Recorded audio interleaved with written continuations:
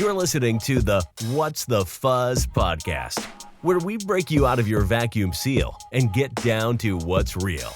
Never miss another episode again. Subscribe to us on Apple Podcasts, Google Podcasts, Spotify, or wherever you listen to your favorite shows. And now, your host, Reiner. What's up, fuzzies? It's your ass-obsessed Blue Dragon host back at it again. It's August 30th, and next month it'll be September, aka Proto-Halloween month. I'm joined by a good friend of mine tonight. He's recently changed his name to Posso. Hello. Hey, buddy. But I know him by Storm, so we're just gonna go with that. If you're coming here from one of his streams or Discords or something, hello, Palutena sucks. Wow. How's your 2020 been, everybody? Between COVID-19, the protests, and the upcoming election, there's been a lot to, grieve about this year. Especially for the African-American community. Unfortunately, Chadwick Boseman, known for playing T'Challa, aka the Black Panther, and Jackie Robinson in 42, lost his fight against colon cancer and passed away 2 days ago. To say the least, it was a shock. Black Panther was not just another superhero movie. He inspired hope in those who may not have known or thought they had a future. That they could go that far, hear their own voices, and experience a struggle that truly impacted them. Rest in power. Your influence rages like a wildfire and will continue to light up generations for years to come. As I was saying earlier, I'm chatting with Storm tonight. And if you don't know him, he's a Twitch streamer and semi-pro smasher. Wink, wink. You can catch him at Posso_NYC. How you doing tonight, buddy? I'm chilling. I mean, I really haven't done much today, except watch Valorant. So to start off the show, I like to ask an icebreaker question, and then we can get into the meat of the interview. So my question for you is, would you rather be vored by a macro furry or stepped on by a macro furry? Either way you die, by the way. Either way I die. I feel like vor would be more fun, but like that stomach acid is gonna hurt. That's gonna hurt. You know? Like, going down the throat, it'll be a little fun, give a little flick into the uvula. But like when you get stomped on, that's just quick, easy kill, You're not gonna feel that shit. You're just gonna die. Well, there is the chance that you don't die first stomp, so then you have to die like third or fourth stomp. I think I'll still take the stomp, honestly. I don't know. I don't want to burn in acid. Terrible question for me to ask. I'm so sorry for making you answer that. All right, now that we're past that, could you tell us a little bit about your background? I know you, but my listeners don't know you. Something like your age, ethnicity, where you live, etc. All right. I mean, I was born in Harlem, and I was pretty much raised in the South Bronx my whole life. Mm-hmm. Only very, very recently did I move to the North Bronx, but I go to college upstate, so I'm not even in the Bronx that often anymore. Ethnicity-wise, I am half Puerto Rican and half Dominican. You mentioned living in the South Bronx before. What was your experience living there like? What was the environment like? Hell. Well, literally hell. There's hell. It's something that truly does change your life, even if you're born and raised there, because you see the difference once you leave. Because I grew up, like I said, I grew up in the hood. I went to schools predominantly in the hood. Even when I went to a school in downtown Manhattan, all of the people that I hung out with, we were all my hood friends, they were all hood people. So college was the real breakaway from that environment. But the environment itself, it was definitely keep your head down. So it was very aggressive? I wouldn't say aggressive. If you didn't bother anybody, nobody would bother you. You know what I mean? It helped if you went out, and people maybe like saw you in front of the building and they're like, okay, we know that guy lives there. He's okay. He's safe. You know what I mean? Because, when it comes to the hood, people are ready to fight about anything. I've literally seen people like shot like in like the courtyard behind my house. Like, oh wow. Yeah, it was one day in the summer where I was just looking out the window because it's summer, and my mom didn't want me to go outside because there was like a huge party going on, which I understand, and I'm just looking outside and like listening to the music, and I just see these two people run up to a guy and shoot him, and I'm like, oh shit, I just duck down. That's what I was taught, when you hear gunshots, stay away from the windows. So without ways to keep themselves busy, people just kind of devolve into more nefarious ways to keep themselves occupied. I would say so, yeah. If it's not crime, it's something else.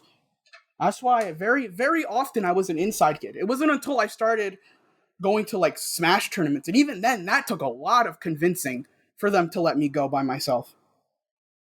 Because at first, I went with my dad, and it was like whatever, but my dad got tired of taking me to shit. He was like, you got to go alone. I'm like, okay. And my mom at first was like, absolutely not. And it took a lot to prove to her that I could do it and not die. What is your main persona, and how do you feel it represents you? I know you started out with the trademark highlighter husky persona that a lot of people do. That is true. I did. But I chose an opossum. Mostly because I feel like opossums are like underrepresented, It's like one of those things that like you don't really see a lot of. Like there are just like when it comes to personas, there's a lot of species that you don't see. Like I feel like you don't see like a lot of bats either. Like this is another example. But I chose an opossum because I feel like they're known for being like crazy, They're like trash mammals.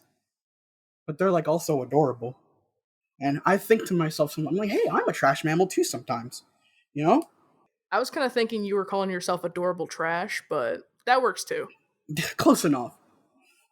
I don't know. It just feels a lot better. I feel like is me. You know what I mean? Like everybody, I feel like has a persona to like represent who they are or who they want to be. I feel like mine is more just this is me, yo. Like there is no like facade. Like this is who I am. Like weed smoking, fucking chill out dude has no idea what's going on with the world. Gotcha. How would you describe your sexuality / gender identity? My sexuality? That one I like, because that's a rough kind of, I don't know. You know what I mean? Like, at first I knew I was bi, you know what I mean? And that was cool. But like, then I thought, for a time, I thought I was gay. And I was like, maybe I'm just straight gay, I'm only really talking to guys, interacting, with guys, dating guys. Like maybe I'm just gay, and that's fine too. It's not, the end of the world. But at first it was a lot easier to tell my parents that I was bi because, when you live in the hood, have hood parents, and let's just say it's not the best combination, especially like my parents grew up in like super Christian households. So like I didn't know how they felt about homosexuality. It was just a never topic that was brought up ever. So it was just like very, very scary. I had to keep it like on the low for the longest time. Like eventually I told them and that was a whole thing. But how did you finally bring yourself to do that? Oh, well, I didn't bring myself to do it. I was caught. I'll tell you straight up. Yeah. Okay. Fun story. I got caught with sex toys in my closet and my mom found them and then she sent pictures to my dad and I was like, oh, why the fuck would you do that? Come on. And they weren't like regular sex toys either. They were like my fucking bad dragons too. And I was like, you know how much harder that makes it? Like, how the fuck am I to... how do I explain that I have a dragon dick in my fucking closet? Like, you really don't. Like, Like one day, Yeah. I walked out of school and my dad texted me like, "Don't go, like don't go home, don't go home. Come to my house. There's something we want to talk about." I was like, "Oh man, today's the day, huh?"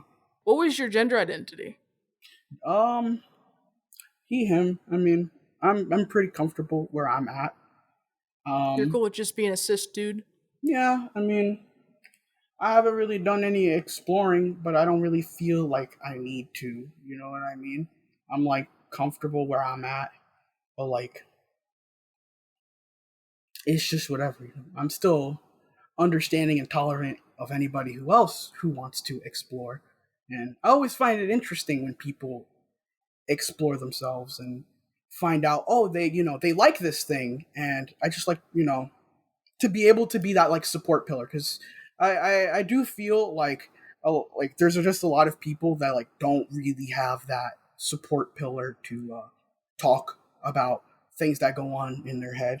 Like, man, I don't know how many times I've had like a smasher from like the Wi-Fi community come to my DMs and say, "Yo, I think I'm gay, but I don't know. Like how did you know? Like like Mm-hmm. how do you feel about it?" And I just offer what I can. Like it's all right to be gay. Like it's the least I can do. Especially because a lot of these people are like they were the age when I found out, like 15, 16. And I kind of wanted to backtrack a little bit back to that questioning thought. I don't think you completed what you were saying about the being bi then being gay. Oh, right, true. So yeah, after like that whole me thinking that I was gay, like I started to think maybe I'm pan, because it's like, to put it simply, I really don't care what somebody has in their pants. I just hope they're a cool person. You know what I mean? Like, at first I did care, but like, now that like, I've been in a relationship for quite some time, and I've done a lot of like, just thinking to myself, I do think I'm either bi or pan, because it's just easier to say I'm gay because I'm obviously male leaning, but I definitely still feel like I have a lot of self searching to do. Well, the option to call yourself queer is always an option. That's an umbrella term that doesn't necessarily denote a certain specific term. Yeah, that's true. So if you ever just feel like, ah, fuck it, man, I'm just, fuck it, I'm whatever. Since, we don't have a W for whatever yet, it Yeah, might be coming. true. It would be so much easier to just say fuck it, if you're Yeah, cool, exactly. we out. So what attracted you about streaming? Streaming? Streaming to me at first, like, I just thought maybe this is just something I could do as like a hobby, just talking to people. Cause like my streams are always like chat interaction based first. Like I love talking to chat. It's the biggest reason I stream now. Mm-hmm. Like I didn't realize until I became a little, because I'm not a big streamer, but like it didn't hit me until I started having like consistent viewers where like I'm actually like making these people's days, and like they're happy to be here. And it was still, even to this day, I've been streaming for like a year and a half, almost 2 years, and it's still crazy to me that people come in and watch. I'm like, I don't want to say like why are you here, but it's like, man, I am really thankful that you are here right now. Just like when it comes to Smash, there's a super oversaturation of just tournament, like Wi-Fi tournaments and like first to Yeah. tens and all that other stuff, and then there's just little old me. And to this day, I'm still thankful that I can change people's lives for the better. Yeah, I think it helps to have a big, bold personality that people can watch and be entertained by, because Smash is one of those games where if you're really boring, the Smash doesn't always make up for it.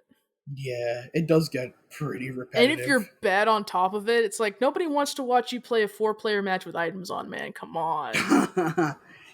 I've actually have been doing more casual arenas because Mm-hmm. like I have learned um like there's a lot of furries that play Smash but don't know about the competitive like community.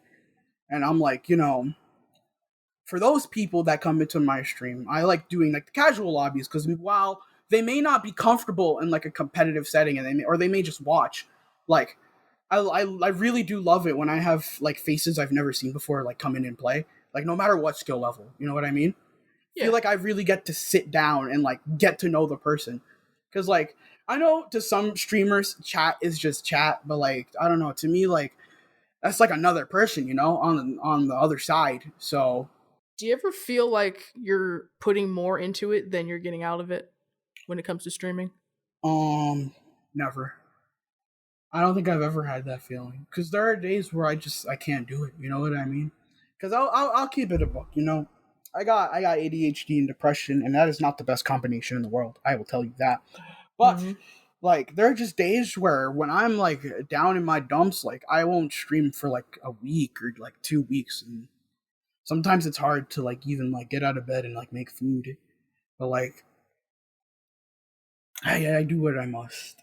I sometimes I do need like the gentle nudge of somebody saying, hey, are you all right? Like, how come you haven't been streaming? Because people have been doing that, in my Discord. Like, they'll tag me like, hey, you okay? Like, and just hearing that from like a viewer, it's a crazy feeling. It's not the same as like a friend or someone like this is somebody that you met on the internet that watches your content, and they actually care about how you're doing. And it helps me to like want to keep streaming, especially when I'm like in my funk. Like there's been a lot of times where like somebody has asked like, how are you doing? I'm like, you know what, you just gave me the energy to stream today, thank you. And I'll stream for like 7 hours. Damn, that's nice as fuck. It happens a lot, but like I've been trying to be more consistent with it, because like you can't really grow if you're not consistent, you know what I mean? Yeah, that is the nature of the beast when it comes to streaming, unfortunately. You have to like break your back streaming like almost every day for like 100 years a day. Damn, that's a long day. It can be taxing, but like when it comes to like certain things, it doesn't make it a little easier. Like my schedule is like Monday, Wednesday, Friday at 11 a.m., which that's when people know I will be there, and there are my days where I'll randomly just hop on. But like the schedule has definitely made it a lot easier to keep pushing forward, because when I didn't have a schedule, there was a time where I didn't stream for like 2 months. I just kind of dropped off the face of the earth for a second. So what got you interested and invested in the furry fandom? Do you feel like it's a big part of who you are? Absolutely not. Absolutely not. I just have a persona. I'm not. I don't even think. Like, I don't even think I'm in the furry like fandom like that. Like, I've been trying to get into it more, but the more I see on Twitter, especially, the more I am terrified to actually step my foot in. Because don't get me wrong. Oh, go ahead. Right. So, like, I got half my body in the freaking socialist revolution right now, right? Yeah. And my other half of my body is, like, fucking drowning in furry bullshit. So, how do you define getting into the fandom, first of all? Okay, so, like, I would say, like, getting into the fandom is, like, interacting with other furries, like, maybe going to cons or meets, or, like, your whole kind of, like, I would say, like, hobby is, like, being a furry, you know what I mean?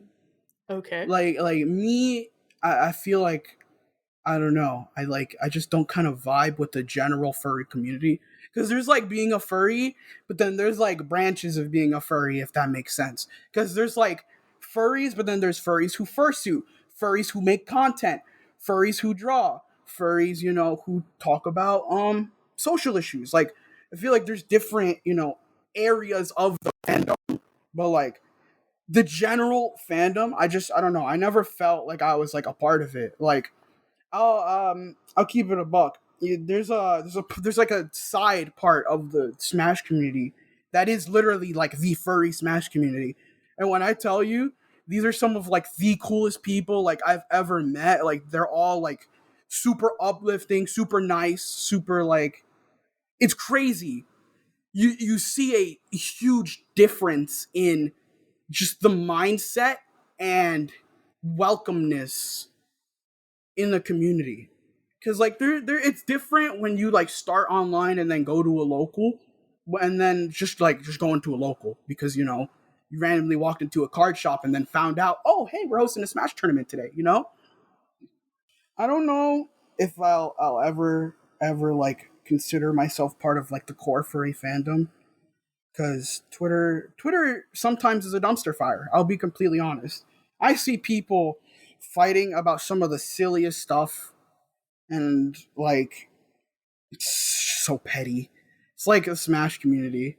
It's all pettiness, and everybody's just trying to prove someone is right.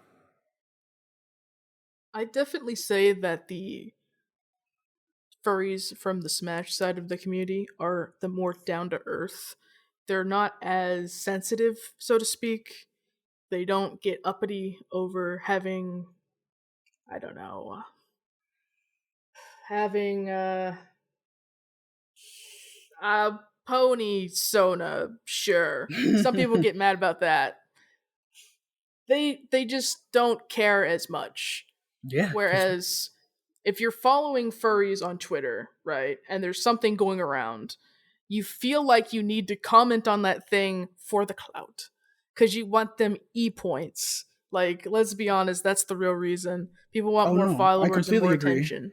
They just want the attention, and most Smashers get some kind of attention already just because they're a furry in the Smash community. Yeah. So they don't necessarily need to engage with the big, gaping, pulsating hole that is the furry community in general. That is quite specific. That was kind of specific, wasn't it? I just described like an asshole, didn't I? Did I just like accidentally describe like a... God damn it. The furry community has fucking warped my mind. God damn. Yeah, but it warped it in a good way. Man, I should not be thinking about buttholes subconsciously. That's not healthy. Or is it? No, but I definitely suggest going to like fur meets or fur cons because people chill the fuck out there usually. Oh, the fur meets that we have here are cool. I think the biggest thing that helps is a lot of Smashers kind of see furries as like weird. Like, I don't know how many times I've made friends with people that are like, dude, I'm not gonna lie, I probably would have never been friends with you if you were like only a furry. You know what I mean? Like now that I know you, it's like a totally different thing. But like if I first met you, like we probably wouldn't have been friends. Like one of my closest friends that I've known for 3 years was like a right wing, like Republican, like crazy, like, and like now he's like totally different. You know what I mean? And we've been homies for the longest. Jesus Christ, you saved him. Nice. I wouldn't say saving. It's just more like you saved him. I don't know. We just kind of vibed. You know what I mean? You just kind of vibe with people. You get to know them, and it's like, all right, you're cool. Let's just hang out more. You know? It's the little things out there. So since you're not like big into the furrism, what conception about furries do you personally believe to be false? False? Well, for one, furries aren't zoophiles. I don't know why that shit is like everywhere. Ooh, that's like, topical right now. Is it? What happened? Don't worry about it. Just go ahead. Okay, I'm like, okay, dude, like, that's such a fucking stupid argument. Like, really? Oh, like, what? Like, I don't even know, like, where do you even get it from? Like, where does it come from? These we're animal people that stand on, like, 2 legs and talk as, people. Like, huh? We also come in green, purple, and orange. That etc. too.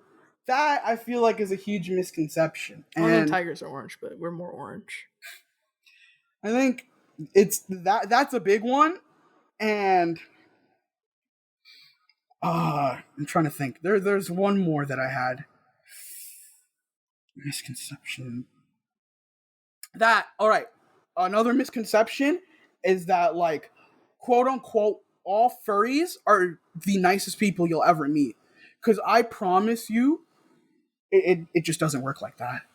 There are furries that are assholes. I've met a bunch of furry assholes. Like it's nice to meet a furry and it's like, oh man, you're cool. This is great. You know what I mean? But there are like local furry communities that are just straight assholes. Mm-hmm. Like I've seen it. Like I may not be like crazy furry like on my main account, but I follow like over like 1,000 artists on my private. So like sometimes I do see like the furry drama that's going on. So like I've seen like screenshots of like furry Telegram chats for like certain states, and they're using slurs like it's nothing, and they're just like racist as shit. I'm like, bro, is this like a public chat or is this like a white supremacist fun group? Like, what the fuck is going on here? That shit Jeez. too. That shit that there's white supremacist furries. What the fuck is that? You look mad stupid. Yeah. Like, how are you going to be in a community that is like so opening and welcoming and say, you know what? I'm going to be a white supremacist today. Like, how does that happen? What's not clicking? Like, where's the openness? Where's the acceptance? That's the whole point of the community anyway. Like, I don't want to say that like furries are like kind of considered as like social outcast, but like to normal people, we kind of are. We're just a big group of people that are kind of social outcast that people don't understand, and they probably will never understand. And it's kind of whatever. You know what I mean? Like, I know furries that like, you know, they joined originally because, you know, they were closeted LGBT people, and they came into the furry community and they finally, you know, became open and accepting with who they were. You know, I love hearing stories like that. But like, I don't know, bro. That white supremacist thing always throws me off. I never understood it. Like what like what is the actual point? What do you gain for being racist? Yeah, I wonder that myself. I'm thinking it has something to do with the predominantly white overtones that the furry community has. I mean, that's the reason I have to even do this show, is because there aren't a ton of BIPOC furries, and the ones that are here are super underrepresented to the point where you can just, if you drew a diagram that was like a bunch of dots on a piece of paper, 99 dots would be white, and then one would be like slightly brownish. And that would basically be the furry community right now. Really? You know, I never would have thought it like that. Yeah, me neither. That's crazy. Yeah, I learned some things on this show. Let me tell you that. It's just, so people go around thinking they can do stupid shit like that and nobody will catch them up on it. Then they have groups where they just talk about it and they add more people, and eventually someone, you know, blows the whistle and exposes everything. Not that it really does anything in the long run, because they'll still have their supporters no matter much, because ooh woo, you can do bad war. We love you. I see that shit all the time. That's another thing. It's not a misconception, but it's just something I find funny. 98% of the apology tweets I see that come from both furries and smashers are bullshit. None of them seem genuine. There's some that I've read that are like, okay, I can see you like have made changes, and or at least you're trying to change as a person. You know what I mean? A lot of them are like, oh man, you caught me. Sorry, I was just a little racist, you know? But look at my cute fursuit, right? Ooh, like, no, bro. You got caught saying the hard R. You got caught in 4K, bro. There is no coming back from that. Hey y'all, really quickly, there's a link tree in the show notes or on the episode page if you're on my website, reinerrights.com. It'll have places to learn about the movement, chat invites for BIPOC furries, and places to donate. Don't forget to subscribe to us on whatever podcast platforms you're listening to us on. If you want to help out in other ways, you can just follow us on Twitter at whatsthefuzz_, my sound engineer at VioGoat, or my artist at Tyrannosaur. To keep up with all things Reiner, just head over to my Telegram channel at Reiner Writes. Okay, on with the show. So, would you say that being a furry had any influence on your sexuality at all? Absolutely. The biggest, I think, literally, I found out I was gay. It was because I found like gay furry porn on like Tumblr or something when I was like 15. You know. Mm-hmm. So like that was the thing that kind of got me like quote unquote I guess into the fandom.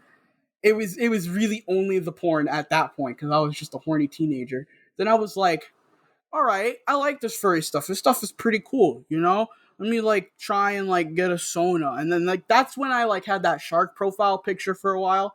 And then I got my first Sona, which I kind of like sold. Like I don't use it for anything. Like and then I made my new one, which is all me. What would you have told yourself about your sexuality when you were younger, if you had the chance to? Um Honestly, if I was younger, like if I were to like meet my past self, I would just straight say like, look, I know shit looks bad now. Keep that shit in the pocket, you know. You're gonna have a plan. It may not be now, it may not be later, but trust me, there's just gonna be a day where you have a plan. You know, like just accept yourself just for a little bit. It may not You may not be able to express it on the outside, but the least you could do is be accepting on the inside. You know what I mean? Because when I was younger, oh man, I had the hardest time figuring out what I wanted. Because like I didn't have anybody to really talk to, you know. And, like my high school didn't have like a gay straight alliance like a lot of other high schools do. So like Mm-hmm. I was just kind of left to myself and the internet, which luckily the internet did a decent enough job. You know, things could have ended drastically different, but the internet did a decent enough job to teach me what I needed to learn about bisexuality. You know, learning about other resources. Like literally, as soon as I like went to college, one of the first things I did was join the LGBT club, and I have never been happier with a decision. Like I went to this like LGBT convention in I forget what college it was. It might have been Oneonta, but I might be wrong. But I went to this LGBT like conference and it was just such a good feeling, you know what I mean? Like I'm surrounded by people that are similar, you know, people that have probably gone through the same experiences that I have, you know? And it's definitely crazy when the night ended with a drag show. That was kind of wild. I was not ready for that. But that was probably one of the most fun shows I've ever been to. It was so like exciting. I had never seen, you know, drag live. I think I took pictures with them. I don't know if I have them anymore, but it was great, you know? I would do it again if I could. So you felt like you could finally be yourself on the outside. Absolutely. Absolutely. Like I didn't tell my grandparents until, you know, I came back from college actually during Thanksgiving break. I That's when I told them, and that was also the first time where I made plans to have Jay come to New York. How many of your viewers come from a similar background that I did? You know, like from the hood. But like, I feel like one of the biggest things that I did, and I'm sure others have at some point, was mask. You know, like they don't show any feeling, any emotion, because like it's a sign of weakness. You know what I mean? And the last thing you want to do in a neighborhood that like I grew up in was show a sign of weakness. Like Oh man, it kind of became a problem because a lot of my friends were like, "Yo, are you all right? Because it looks like you got resting bitch face right now." I'm like, "Yeah, bro, I'm chilling. I'm sorry. Sometimes I just can't turn it off. You know what I mean?" I'm sure a lot of people do actually have masks because out there they can't just do something as simple as hold their boyfriend's hand. Oh, absolutely. I'm still scared to hold my boyfriend's hand in public. So would you say that there is chance out there if you just put yourself out there? Um, yeah, I definitely right. I just remembered the question. I'm sorry.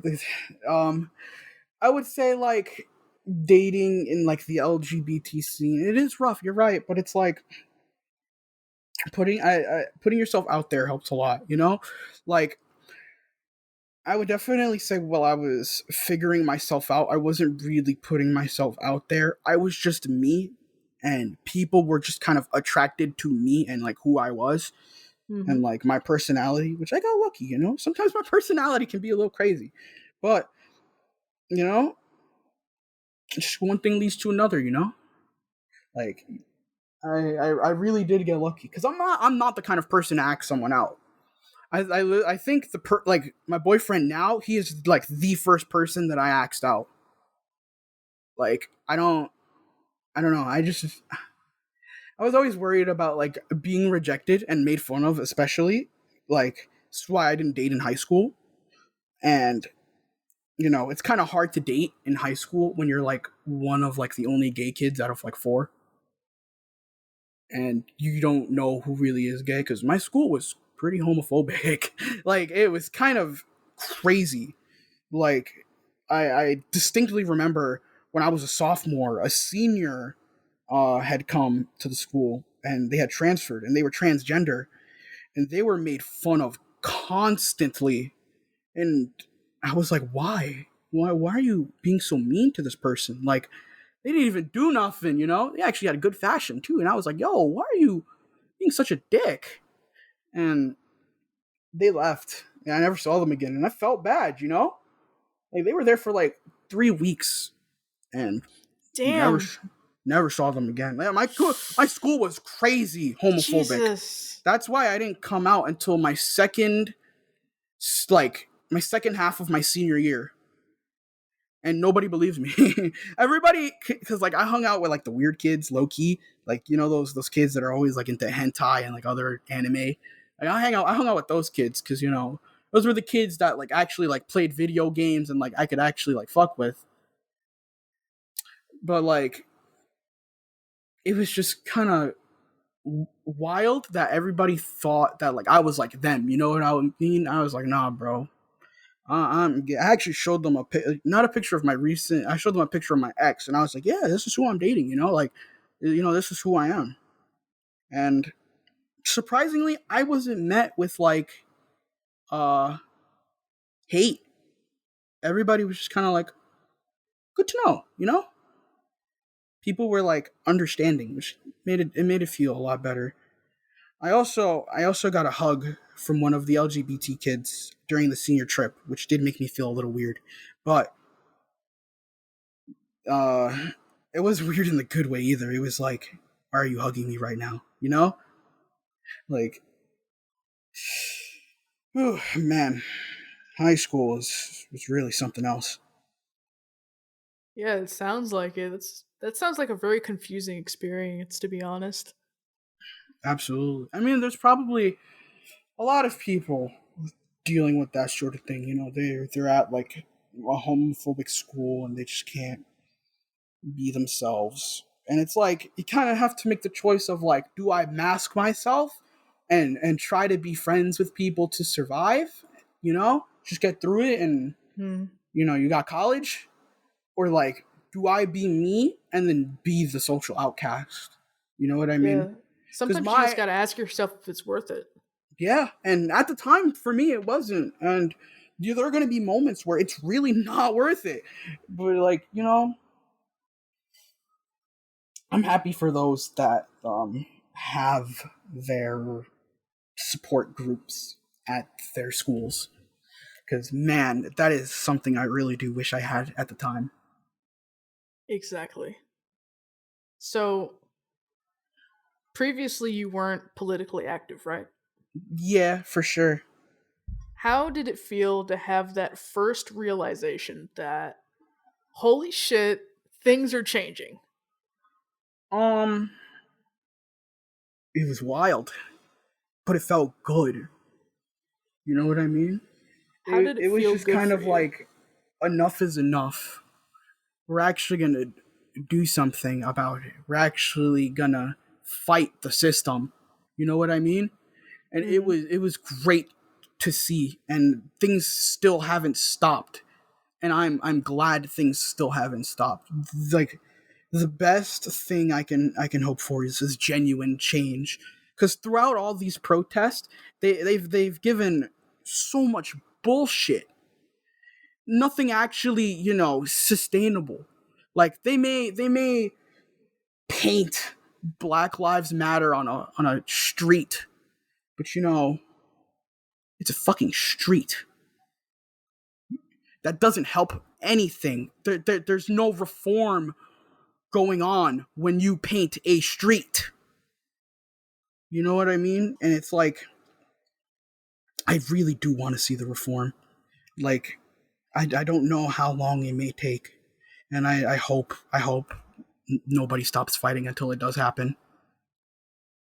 If the civil rights movement is anything to go by, it'll take a while. Like it'll be months of protesting night and day every day in as many cities as possible. Absolutely. Especially with our presidente Oh trying boy. to suppress the protesters as well as the United States in general, but that's a whole different thing.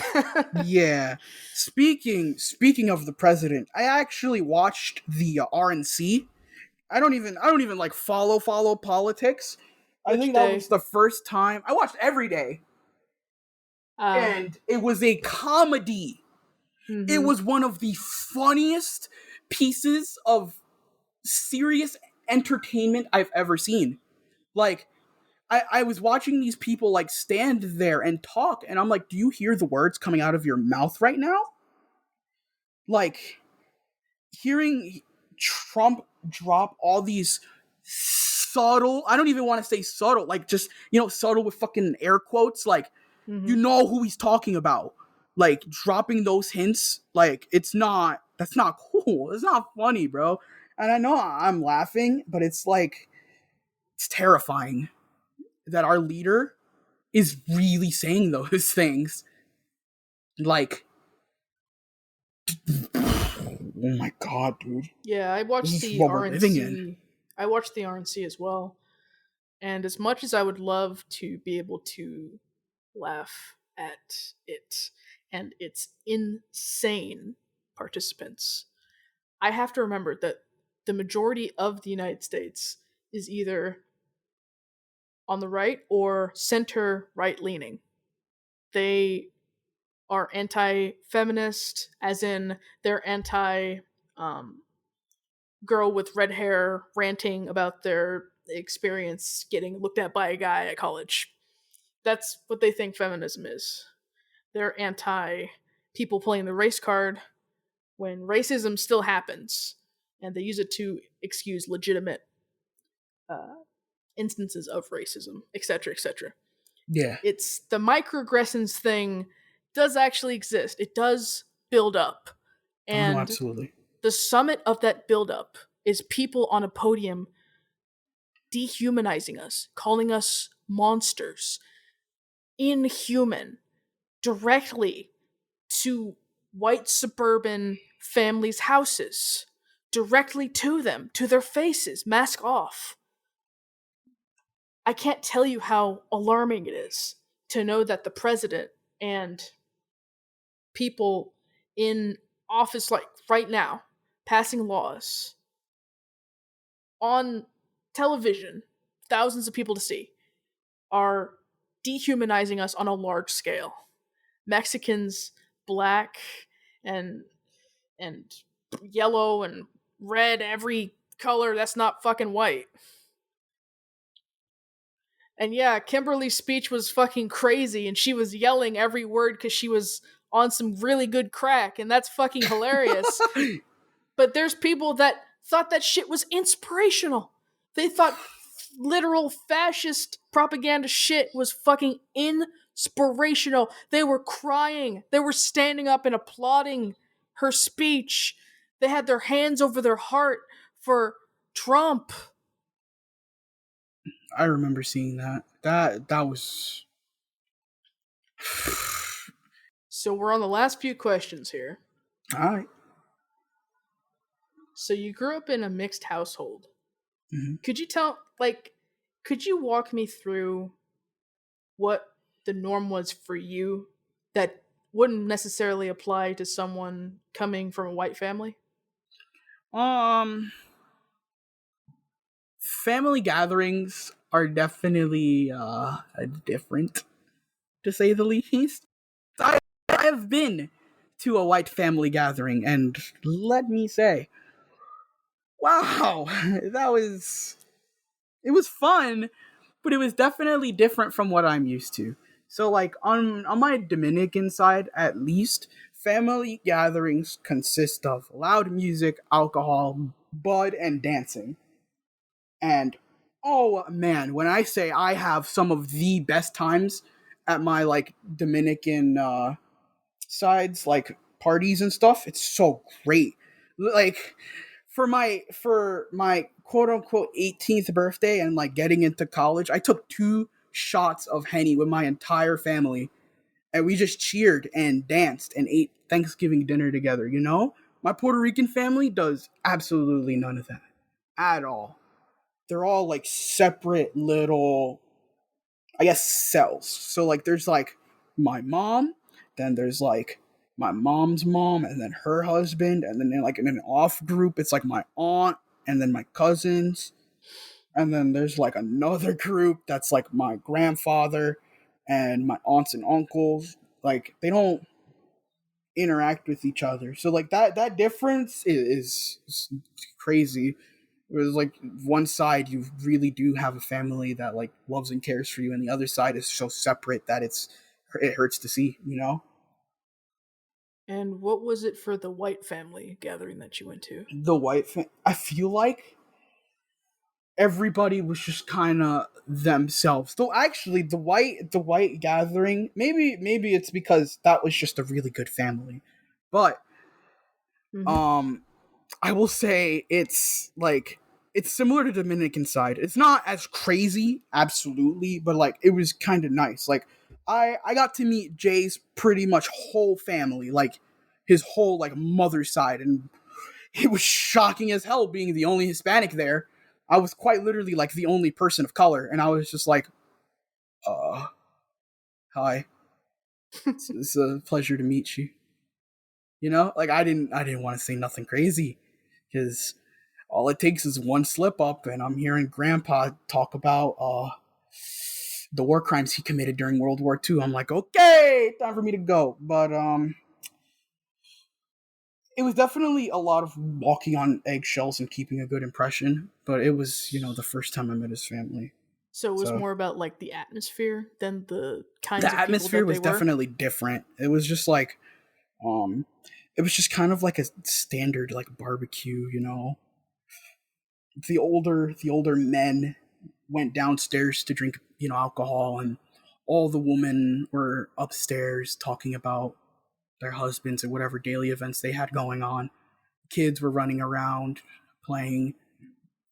Where like the Dominican side is like it doesn't matter where, who, how old, everybody's just together. You know what I mean? Like the kids obviously aren't drinking, but like when it comes to like just the difference, it's like everybody is having a good time. You know what I mean? Where like white, it was just kind of like it was together, but it still felt a little separated until we started eating. Then everybody was just kind of together, but it was like I don't know. It was a little weird to accept at first, but I did have a good time. Yeah, separate, like growing up in a half and half, type of household was always weird because while some sides supported some of the things and choices that I've made, other sides didn't. Gotcha. So, how would you define white passing? White passing? Um, White passing for me, it would be if you saw someone who was like super light skinned and you just kind of didn't bat an eye. You automatically assume like, oh, you're probably white, you know? Like if you look at my mom, she's very like white, like pretty pale, I see. long black hair, like, you would genuinely think that she was white until, you saw her last name and you actually like spoke to her. You know what I mean? Because like where she grew up where I guess I'm living now. This is like a super Italian white dominated neighborhood. You know what I mean? Like it's changed definitely, but there's still an Italian dominating like aura. They're like different cultures here and there, but they're too far in between. You know what I mean? Like 90% of my neighbors are Italian. So, like your mom, right? She's basically white passing. Oh, absolutely. Do you feel as though, regardless of someone's actual background, that having fair skin can influence their beliefs about minorities, even if they are technically one? I think so, yeah. Because it's like, I don't know. I think about it like this: once you see in the like what you see in the mirror isn't what you think it is. You know what I mean? Because she may see someone who is very light skinned and not what she shows to be. But at the end of the day, you're still Hispanic. You know what I mean? You could think you're white all you want. You can have all these point of views and different opinions, but like you could if you're hanging out with like a group of white friends and they say some crazy things and you're sitting there trying to pass white and they all know you're not white, like you're not helping anything at all, so I do think, yeah, it does affect it. I don't know if you remember, but a while back you mentioned when the BLM protests started that minorities were burning down Fort Ham, I think it was. The Fordham, right. I remember that. That What? hurt. That physically hurt to see. I just want to know why that upset you so much. Because where that area was, that is similar to my area where it's like predominantly black and Hispanic and small businesses run by people of color, like it's just a community kind of like where we're like together, you know what I mean? And seeing the complete like mayhem that happened was unreal. Like you would never think like, okay, I'm not sure if you know about this, but there was a time period, I think it was like in the 70s and 80s, where the Bronx was quite literally on fire almost all the time. It was called the Burning Bronx because landlords would light their buildings on fire and just collect the money, And like I learned about that like through my dad, and he told me what it was like, and I was like, I was talking to him, and I'm like, do you think the Bronx is gonna burn again? Like why burn down your own neighborhood? Like, like 9 out of 10, you walk into a bodega, and if you've lived there long enough, the people who run that bodega. They're like your family. You know what I mean? Like there was a bodega by my house that literally like saw me grow up. You know what I mean? Like I knew like the owners, I knew the people behind the cashier, they knew me. It was like, it was like a home away from home, even though it was a store. but like I don't think I could ever process like ever seeing their little store run down, because bodegas aren't like, you know, like a supermarket or a grocery store. These are run by like people, like small, like, you know, I guess for the neighborhood. It's not meant to be somewhere where you go in and you like pick up like 10 things and then So it hurt to leave. see people basically stabbing themselves in the heart.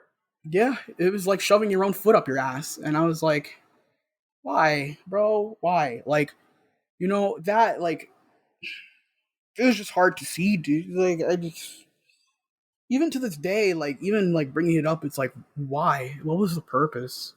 Like, like, that moment, I was just like, why? Like, growing up, like, there were cops, like, not in the lobby, like, in front of it. Mhm. And, like, it was, they didn't do much of anything. They just kind of stood around. And then at night, cops would drive around the courtyard, not really doing anything. They're just driving. And like, even when there were like groups of people, their job was to like disperse them, and they just didn't care. You know what I mean? They just let everything go on as normal. And like, while I appreciate it, there was a lot of shit that could have been avoided if they actually, you know, protect and serve like they are supposed to, and not do stupid shit like text on their phone.